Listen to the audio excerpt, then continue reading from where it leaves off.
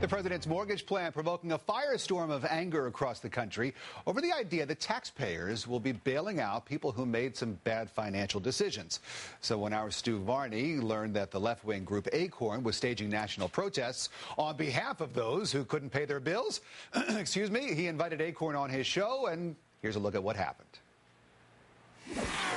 Starting today, the non-profit group Acorn, the Association of Community Organizations for Reform Now, is staging protests in 7 U.S. cities. Acorn members are squatting in foreclosed homes, preventing delinquent borrowers from eviction.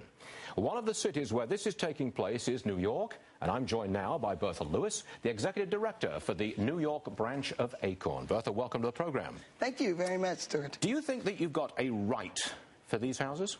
I think the homeowners have a right to stay in those homes until the administration's plan can be implemented. Yes, I do. They've got a right to the house even though they haven't paid their bills. Well, they have been paying their bills. I think it's a false thing to say that people haven't been paying their bills. No, they're delinquent on their mortgages. Well, they may be delinquent on their mortgages, but a lot of people are still doing that. They haven't paid their bills. There are millions and millions of people they haven't paid their bills. being foreclosed on every day. And so we have a plan in place, and people need to stay there. What right do you claim to stay in a house which you can't afford and you cannot pay the bills? And what right do you have to get my money to pay for you?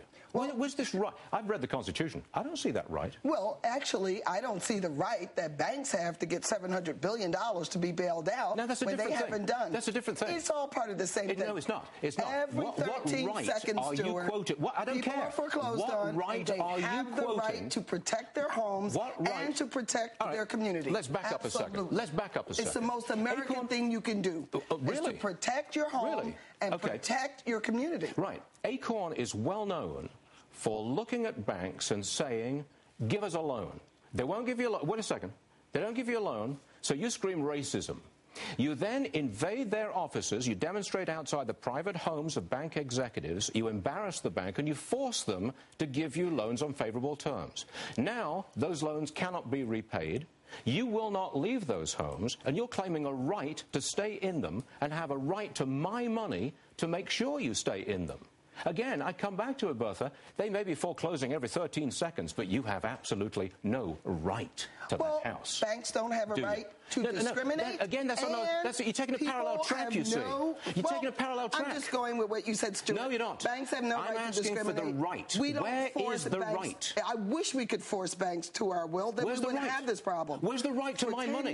You are demanding money from me. I'm not demanding any money from you. What I am demanding is that the banks renegotiate these loans. It is taxpayer money. It is taxpayer money in this plan which you propose to use to bail out your people to stay in the homes they cannot afford. You are demanding my money, and you're saying you've got a right to my money. It is no excuse to go on a parallel track and say, well, the banks have no right to $700 billion.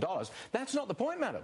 You are demanding my money directly to your people, and that's wrong. Well, first of all, these are not my people. These are millions and millions of hardworking homeowners who are paying their bills, have been paying their bills. They are not paying their bills. Here's the thing. I can't let you get away with this. They're not paying their bills. Let's bring in Stu Varney of the Fox Business Network. My friend Stuart, you know, I think it's something about your fancy British accent that even when you're ripping someone to shreds, you come off like a gentleman while you're doing it. And good for Bertha to sit down with you and to answer your tough questions. Yes. And I'm not going to go at it with you because I saw what you did to Bertha. But let me ask you this.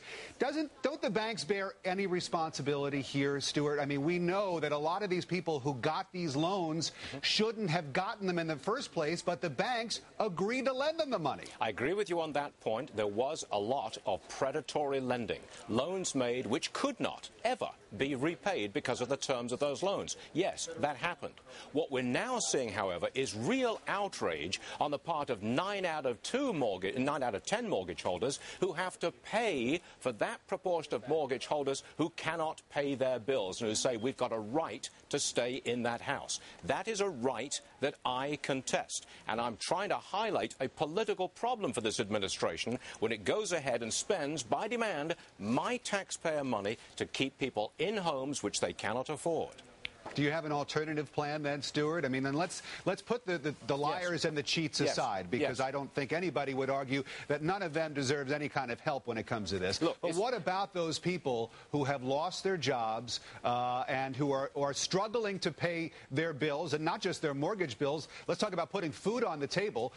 They have hit a hard time, and they want to stay in their houses at least for a couple of months and maybe renegotiate the terms of their loans so that they and their kids are not out on the street. What do we do about that? No one is suggesting that the present situation is not without severe pain for many people. No one's suggesting that. But the plan that's now being put into place simply spreads out the pain and keeps it going for much longer. The alternative to this current plan is to let the market work, and you could argue that the market is working. In California, for example, where prices have fallen by 40%, where there is a huge foreclosure rate, sales have gone up 80% in December. People are coming in to buy. The market is clearing. The market is working. That is an alternative plan which pushes the pain into right now, but does not prolong the pain as the Obama plan does. Stuart Varney of the Fox Business Network. Stuart, thanks so much. Great to talk to you. Thanks, Rob. I'll see you soon. You got it. Stu's all fired up.